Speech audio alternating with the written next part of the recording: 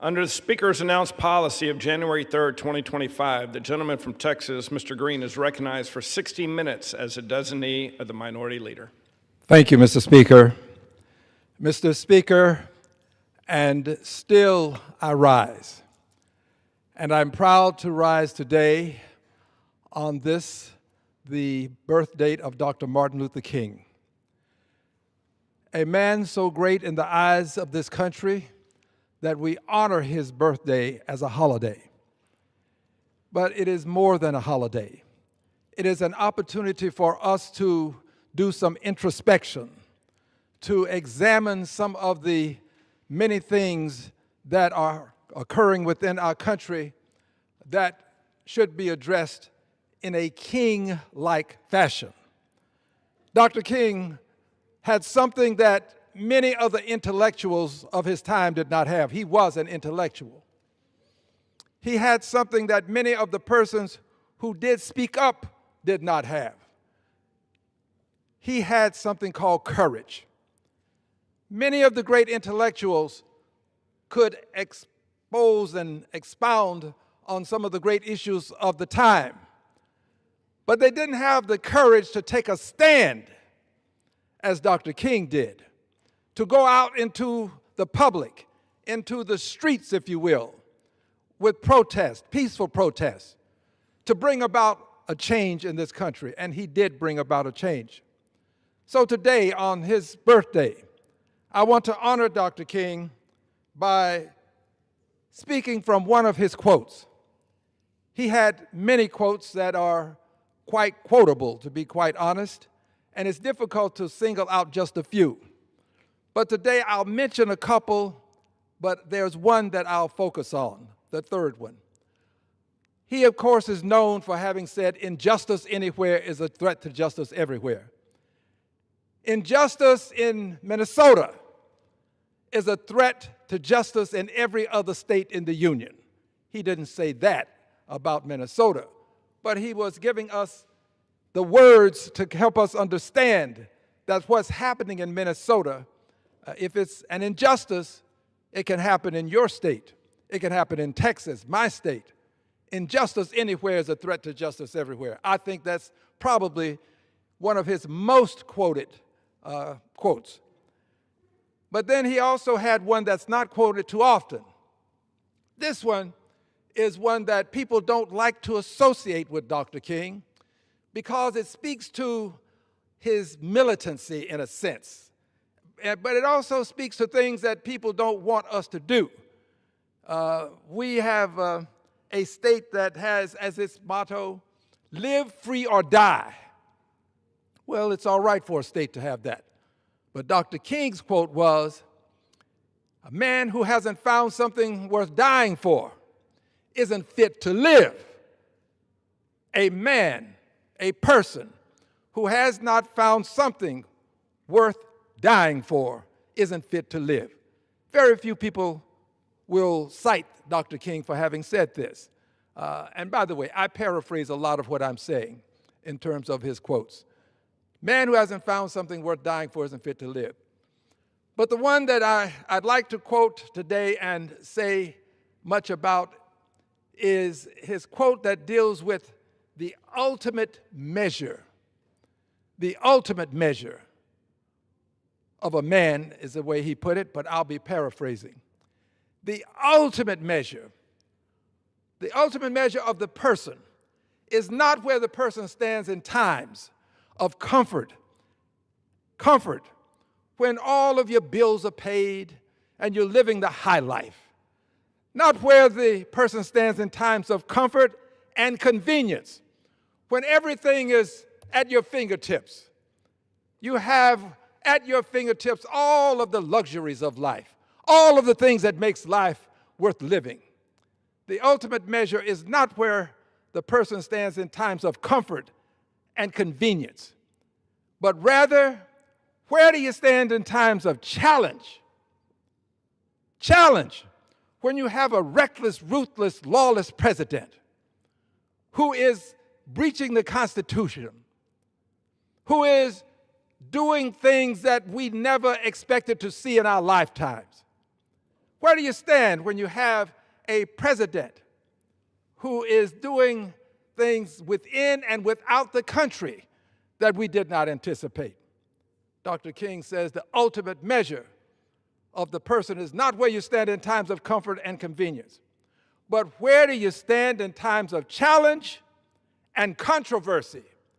Controversy because what he's doing is being justified by many people who stand in the corridors of power. What he's doing is being justified by members of the clergy who ordinarily would take the righteous stand. Where do you stand? The ultimate measure of the man. Where do you stand in times of challenge and controversy? Let's talk about this. Where do you stand when the President of the United States has replaced Congress with corporate America? When the President of the United States will consult corporate America before he consults Congress. When the President of the United States goes into another country, Venezuela, bombs this country, consults with corporate America, but does not consult with the Congress of the United States of America. Where do you stand? Well, here's where the Senate has taken a position. Here's where the Senate stands. Let's first read what the Senate has in S.J. Res. 90. This is a resolution brought before the Senate and has been voted on, but was voted down. So let's examine briefly an excerpt from the resolution. The resolution reads, Joint Resolution to direct the removal of United States Armed Forces from hostilities within or against Venezuela that have not been authorized by Congress. Remember, this is the president who consulted with corporate America, but not the Congress of the United States of America. Senate has this resolution, SJ 90. It continues in the finding. Congress makes the following findings. I will read a portion of one. This is what Congress finds. This is the United States Senate. Congress has the sole power to declare war under Article 1, Section 8, Clause 11 of the United States Constitution. Congress, the sole power to declare war. Goes on to say, Congress has not yet declared war upon or Venezuela or any person or organization within Venezuela. Friends, Congress, not having declared war, a president who has declared that he visited with corporate America before taking kinetic activity in Venezuela, where do we stand? Well, the members of the Senate, 50 of them, stood with this resolution. I would stand with them. I stand with them now. 50 of them that stood for this resolution.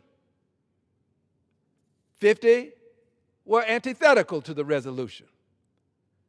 When this occurs, the Vice President of the United States has a vote. The Vice President of the United States voted with those who were antithetical to this resolution. Resolution SJ Res 90. You can research and pull it up the entirety of it, and I beg that you would. So where do you stand when the Senate of the United States of America cannot reclaim its power to declare war? And we ought to do it while we can. We're losing it. The ultimate measure of the United States Senate.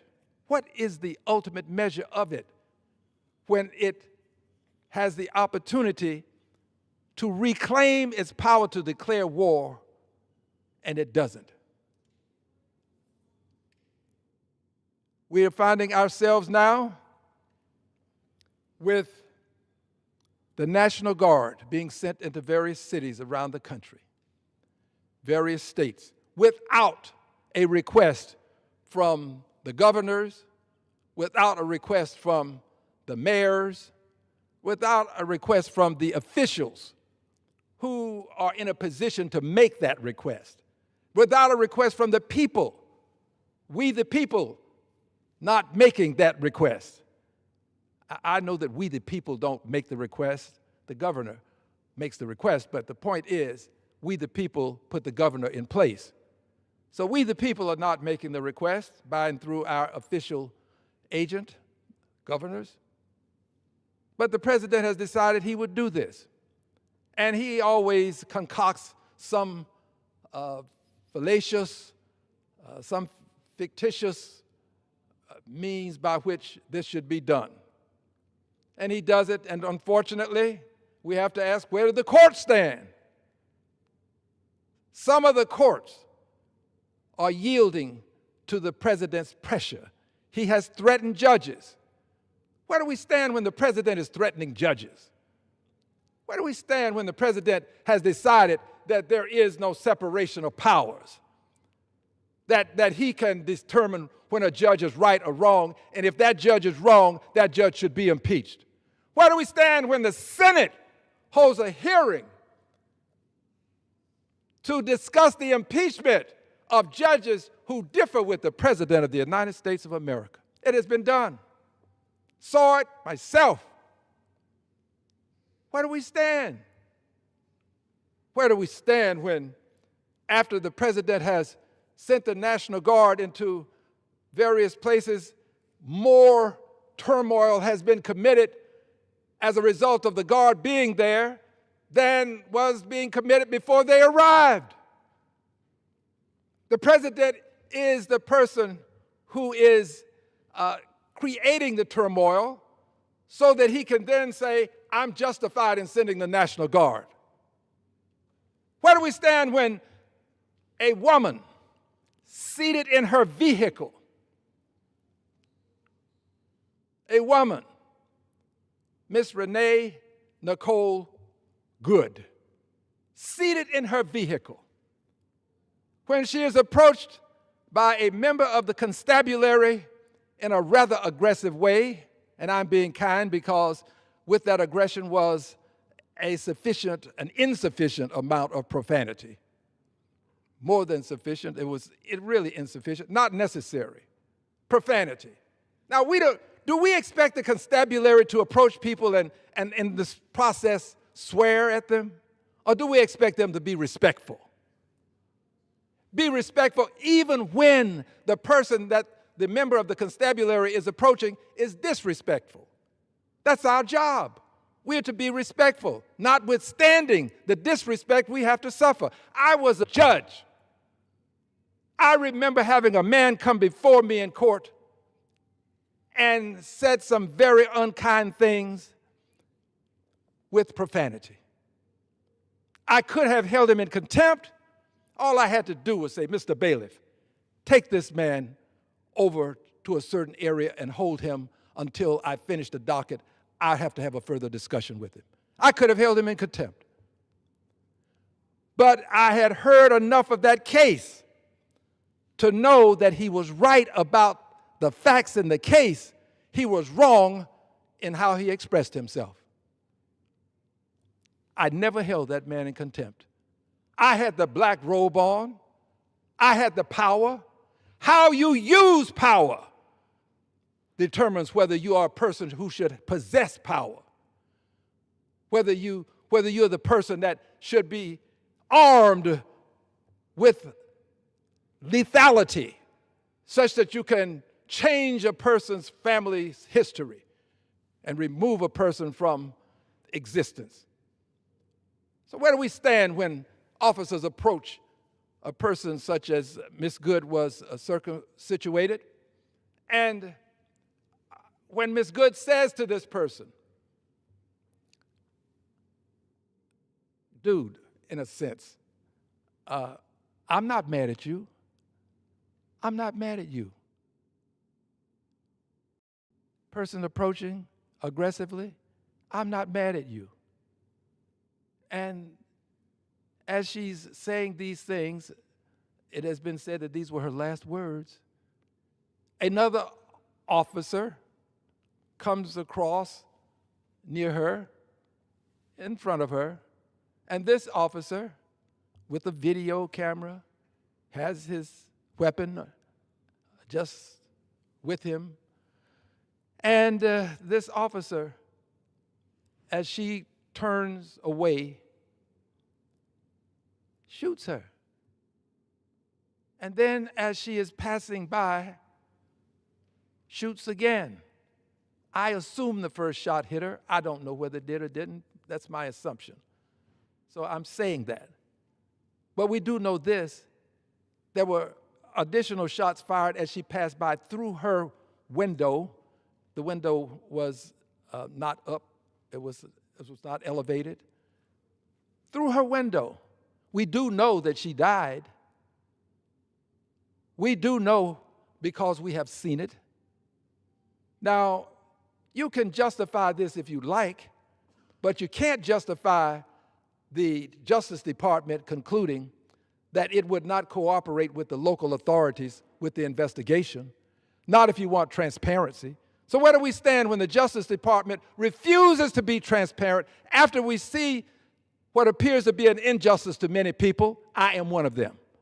I believe that the killing of Miss Renee Nicole Good was a grave, gross injustice.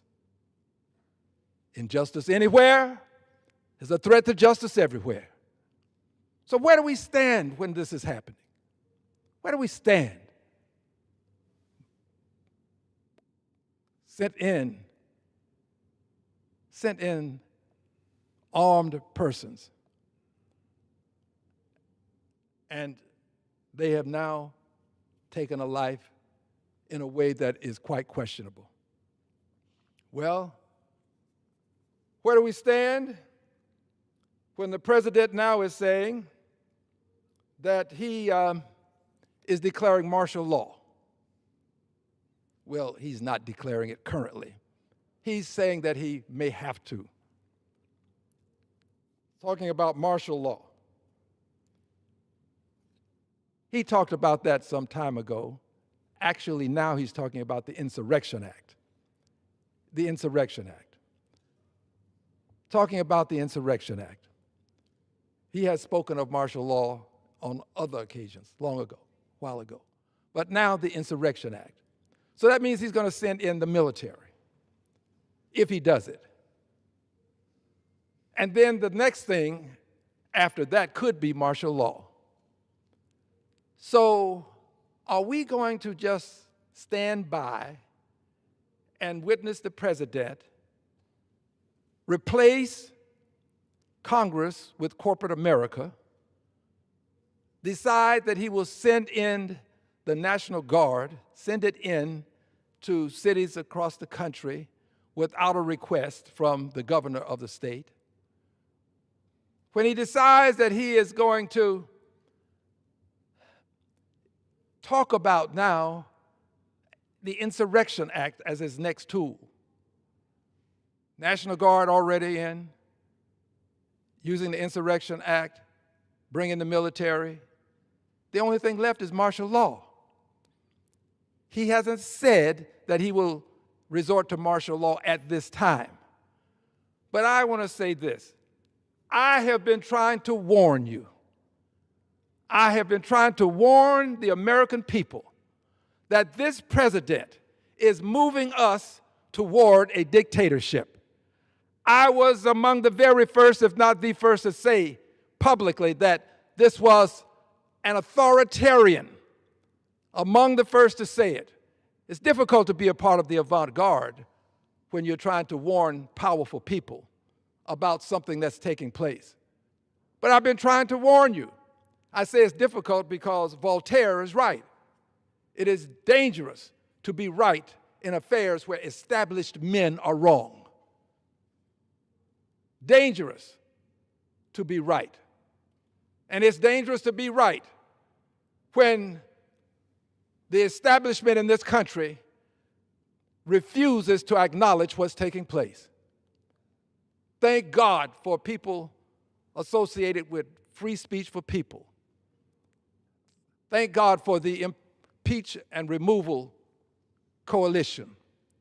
People who are willing to be a part of the avant-garde, who are willing to take the proper stand when they see democracy at risk, when they see the president absolutely disregarding the separation of powers, absolutely disregarding the fact that the judiciary has the authority to render opinions about circumstances that have been brought before the judiciary. There are some people who are standing up.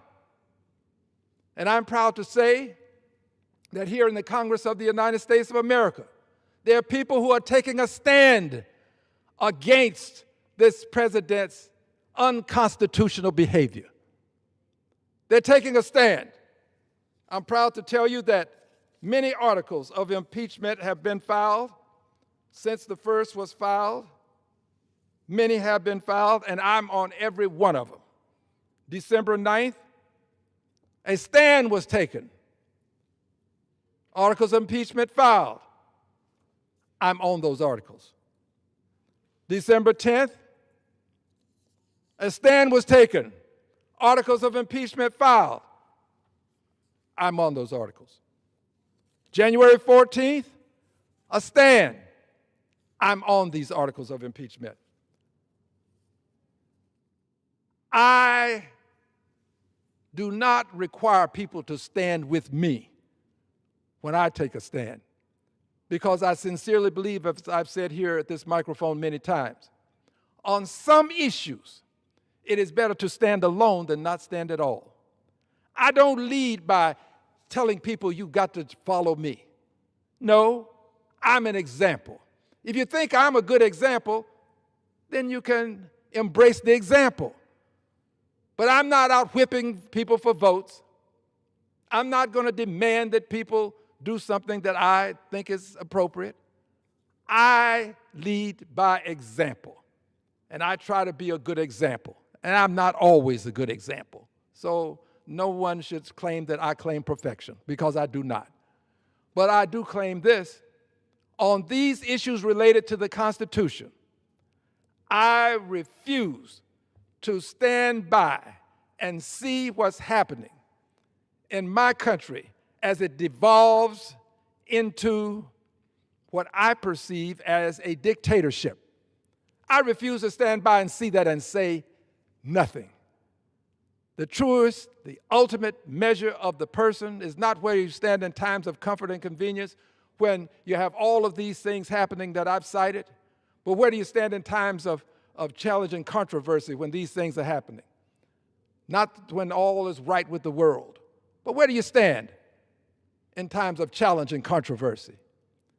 Do you stand with the president who is behaving in an unlawful fashion as it relates to the Constitution? Or do you stand with the Constitution? Do you stand with the Constitution of the United States of America? This is where we members of Congress now have to make a decision. Are we going to stand with a reckless, ruthless, lawless president? Or are we going to stand with the Constitution of the United States of America? Well, I'm proud to tell you that when we filed the last articles of impeachment, and I have filed many, I plan to file more just for edification purposes. I'll say more about that at a later time. But when the last articles of impeachment were filed, it was HRES 939, and with these articles of impeachment, there was a vote. I believe that we ought to take a stand. We ought to take a stand. These are times of challenge and controversy. We were elected to take a stand in times of challenge and controversy. Yes, I know that it can put my career at risk. There are people trying to get me out of office, and they're doing a pretty good job. I never know what my next day will bring. But I do know this. I will have my record show that I fought all the way out. I didn't come to stay forever, but I did come to make a difference while here on the great issues of our time. So where do we stand? Well, on H-Res 939, 140 persons voted for H-Res 939. 140 members of Congress. 140. Not one from the other side of the aisle. 140 members of who hold high positions, not calling anybody out. 140. And as a result, we have identified all of them in this document. This is my copy. But all 140 members who voted for H-Res 939 will receive a similar copy. And their names are all listed. And each person's name is going to be highlighted one time. And that one time will be the time that we will acknowledge this person as being in the document by highlighting the name. And that will be given to that person. Each person will have his or her name highlighted on the page when no other names are highlighted but that one person's. But it's important now for me to just read a bit from H-Res 939. It reads, impeaching Donald John Trump, President of the United States, for high crimes and misdemeanors. Got to pause for a second and say this. The President said just recently that they'll try to find a reason to impeach me. Mr. President, we don't have to find a reason. You're giving reasons. You're providing reasons on a daily basis almost. I said almost. On a daily basis. You're providing reason for people to file articles of impeachment against you. The question is not whether the reasons are there, you're providing them. The question is, Mr. President, will we have the courage to bring you to justice? This is the bar of justice for you, Mr. President. You will be brought before this bar of justice, the House of Representatives, where impeachment is the indictment that will bring you to justice. So it reads, impeaching Donald John Trump, President of the United States, for high crimes and misdemeanors. It goes on to read, resolved that Donald John Trump, President of the United States, is an abuser of political power, who, if left in office, will continue to promote the incitement of violence. And he has done a job. I almost said a good job, but I hate to use good in this context. He has engendered invidious hate, undermined our democracy, and dissolve our republic. That he is impeached for high crimes and misdemeanors, and that the following articles of impeachment be exhibited to the Senate. They were first exhibited to the House. The House took a vote. 140 persons voted for the impeachment. We had another 47, I believe, that chose to vote present. But for these 140, I have the courage to present to you this document in this fine piece of cover that has a very soft texture to it. We will present this to you, and I want to read what it says above the patriotic 140. It reads, patriotism means to stand Where do you stand in times of challenge and controversy? Remember Dr. King. Patriotism means to stand by the country in times of challenge and controversy. That's what patriotism means. Stand by the country. Patriotism means to stand by the country. It does not mean to stand by the president. Patriotism means to stand by the country. It does not mean to stand by the president. Dr. King, today we honor your profound words in the ultimate measure of the man, as it was said at that time. The ultimate measure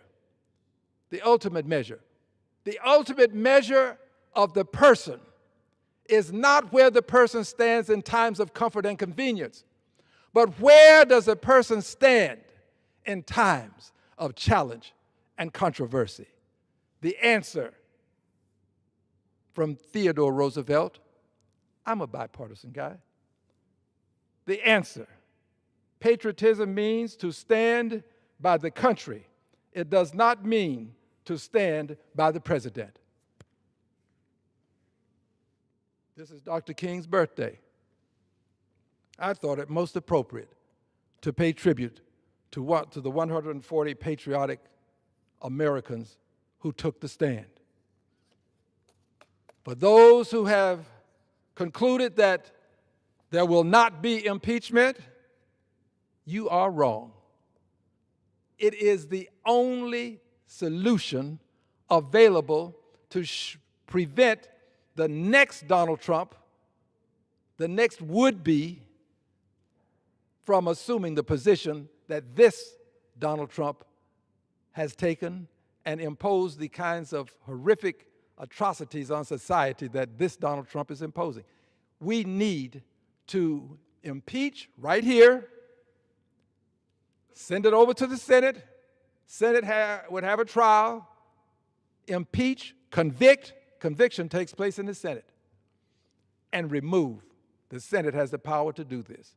This is the solution. I understand that the network television programs, for the most part, there are some exceptions, but for the most part, they stand with Donald Trump. Donald Trump does not want to be impeached. He's as much as said so, and the networks don't want him impeached. They've said so. I've listened to many persons speaking, many persons associated with the networks, and they've said so. They don't want to see impeachment. Well, I differ with them. And by the way, when you differ with them, they won't let you say that. This is a free speech country when people will allow you to speak broadly on their networks. So they're not going to let you do that. So you won't see me on CNN. You won't see me on MSNBC. But you'll hear from me here as long as I'm allowed to speak, because I just believe in speaking truth about power, not just speak truth to power, but speak truth about power. Speak truth to power, you say, power, there's a problem, let's solve it. Speak truth about power, you say, power, there's a problem, and you're it. Just as I did from that seat right over to my right when the president was up at that podium and told him he didn't have a mandate to cut Medicaid, Medicare, Social Security. So the networks are a status quo institution for the most part. They want to maintain things as they are. I am not a status quo representative. I want to see change, positive change, change that can make a difference in the lives of people.